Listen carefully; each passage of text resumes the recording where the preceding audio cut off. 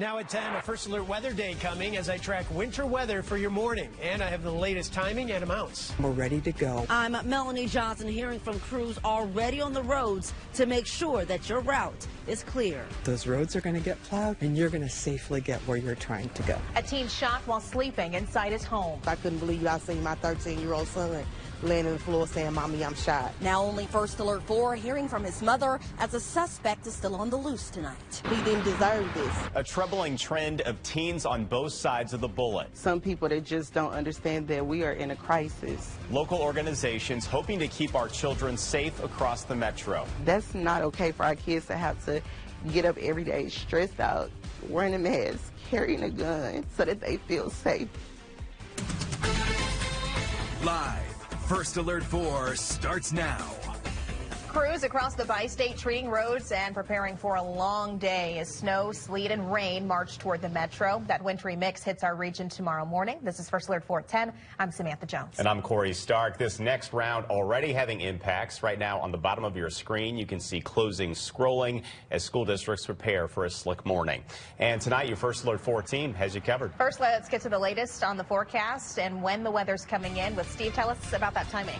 And it's going to come in tomorrow morning, probably in St. Louis, just towards the tail end of the morning drive, as sleet and snow and freezing rain. Some areas south just rain. This is why we issued the First Alert Weather Day Wednesday morning to the evening. Now, in St. Louis, I think it's mostly snow and sleet with some freezing rain. That chance increases as you go a little south of St. Louis, though. In general, we're thinking around 8 to 9 a.m. it gets going in St. Louis. So that tail end or just after that morning rush, and then tapers off around 7 to 8 in the evening. The heaviest of this is right around midday, late morning to early afternoon, around the lunchtime. That's when it'll be heaviest. But temps will get up to around 32 degrees, and that's part of the reason why this is not going to be as bad as that January storm. Warmer temps, lower totals, whether it be sleet or snow or freezing rain for that matter, and a lot of roads are pre-treated. So not as bad, but still a travel impact. And one thing I want to watch tonight, you see little blips developing here, some patchy freezing drizzle possible, especially south and southwest of St. Louis overnight before the storm even really gets going. And it really hasn't blossomed yet. There's the low, but here in Kansas, we're going to see the snow really blossom and then eventually some freezing rain and sleet in that mix. Right now, we're above freezing at 36 in St. Louis, 34 in Kirkwood.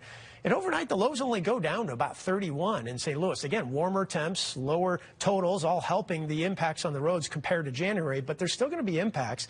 I'm expecting 8 to 9 in St. Louis. It develops as it moves in from the west earlier and then to the east. And I'll map that out hour by hour, plus an update on the amounts to expect and exactly what to expect, too, coming up. All right, Steve, thank you. Let's show you how crews are preparing for this next round of winter weather. Yeah, First Alert 4's Melanie Johnson live in St. Peter's tonight. Mel, what can you tell us about their game plan?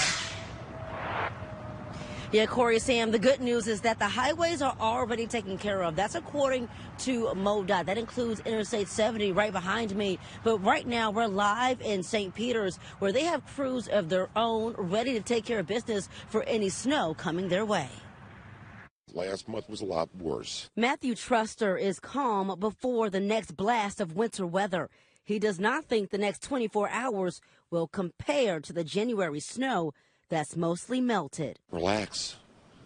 Food's going to be here still, and you'll be able to get to it in a couple days. If you have to go into work, the afternoon is likely going to be a lot worse heading back home. The National Weather Service issuing a warning during a press conference held with the Missouri Department of Transportation and Missouri State Highway Patrol. If you don't have to get out tomorrow and you can stay home, let's do that. Whatever blows into the region. We know our residents are counting on us. Cities like St. Peter's ready to send out a fleet of snow trucks of their own. 30 vehicles and 70 plow drivers on standby. The one thing people, not just in St. Peter's, but across the region, they can do to help us out is get those cars off the road and onto your driveway or onto a parking lot. St. Peter's Streets Department shared this video of crews snow plowing with us. It shows what happens when a vehicle gets in the way of them doing their job. Whether it's the county or MoDOT, there's a lot of new snowplow drivers that don't have a lot of experience at driving these vehicles. And whether or not they're new drivers, give them some courtesy out there. Back off behind them. Don't try to pass them up. St. Peter's activated a snow phone line where you can call in trouble spots. Matthew Truster hopes St. Louis City is taking notes before he drives into the city again. Cleaning St. Louis city streets, more so. Mayor Tashara Jones took to X Tuesday, showing one of 50-plus plow drivers up for the task Wednesday. And we're ready to go when that snow is supposed to hit us sometime on Wednesday morning. Now, St. Charles County tells me they have already pre-treated 1,800 miles of road across 36 routes in preparation for this winter blast. Now, crews across the city and the counties are looking to have their crews work up to 12-hour shifts, even if that means coming in overnight. Live in St. Peter's tonight, Melanie Johnson, First Alert 4. Melanie, thank you. And before you head out in the morning, make sure you can get the First Alert to the incoming snow. Scan the code you see right there on your screen to download the First Alert weather app to get those alerts as soon as they happen. He was shot through the window of our home in the back, and which, once I came out, he was laying on the floor like, Mommy, I'm shot. A St. Louis mother reliving the terrifying moments of her 13-year-old son getting shot while sleeping. Now, as he recovers, First Alert 4 is tracking a troubling trend of teens in the line of fire. Only on 4 tonight, Morgan Harris hears from the mother, now at her son's side in the hospital, while police search for his shooter. Yeah, Sam, I'm outside of Children's Hospital where 13-year-old Giovanni Ball's mom is doing just that. She says she's lived at her apartment for 4 years now and has never had issues until last night when her family was doing something that should be peaceful, sleeping. Whatever reason, they decided to shoot. Now I have a 13-year-old kid in the ICU. Talonda White is spending every second she can at her son Giovanni Ball's side while he recovers. He was shot while inside their apartment on Goodfellow Place Monday night. White says her son attends Northside Community Charter School, and he just received an award earlier that day. He's a respectful kid. He's a straight-A student. He's an all-around good kid. What should have been a happy day for the 7th grader was shattered. White says Monday night, shortly after 11 p.m., her family was sleeping peacefully when she woke up to a nightmare. Once I came out, he was laying on the floor like, Mommy, I'm shot. So I immediately dialed 911. According to SLMPD, the gunshots were fired from outside the home. Bell was taken to the hospital where his mom says he's in critical but stable condition. He's up, he's talking, he's joking, he's ready to get out the bed, but unfortunately he can't. No family should have to endure such pain. We are fully committed to seeking justice for this 13-year-old. St. Louis police are now asking the community for help solving this shooting. Our entire region has seen its share of shooting incidents involving juveniles this year. According to SLMPD data, as of February 2nd last year, there were 4 juvenile shooting incidents in St. Louis City. This year, there are 5. That's a 25% increase. We need our entire community to come together, especially when the victims are innocent. They do not deserve to be victims to gunfire. They're young. They have a whole life ahead of them. White is asking for the same, hoping someone will come forward with information leading to justice for her family. Just do the right thing. If you know something, please tell. Like help him out. He's 13. He didn't deserve this. Now, Giovanni's mom tells me he still has a long road of recovery ahead for him. If you have any information about this crime, you're asked to call Crime Stoppers. Remember, you can remain anonymous. Morgan Harris, First Alert 4. Morgan, thank you. New tonight, we now know the name of the 15-year-old girl killed near Glasgow Village.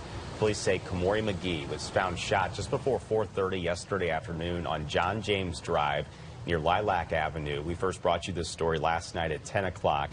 A 14-year-old boy is in custody, but police say they do not believe this shooting was intentional.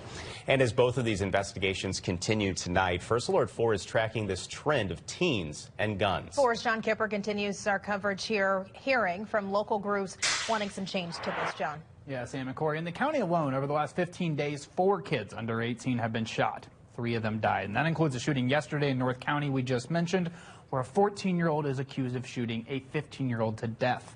Advocates, while heartbroken, have ideas to keep kids away from guns. We are not in Iraq. We are not at war.